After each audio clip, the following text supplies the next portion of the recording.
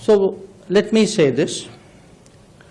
I think the era of uninterrupted dialogue with Pakistan is over. Actions have consequences. And insofar as Jammu and Kashmir is concerned, I think 370 is done. So the issue today is what kind of relationship can we possibly contemplate with Pakistan. Rajiv suggests that perhaps India is content to continue at the current level of relationship. Maybe yes, maybe no.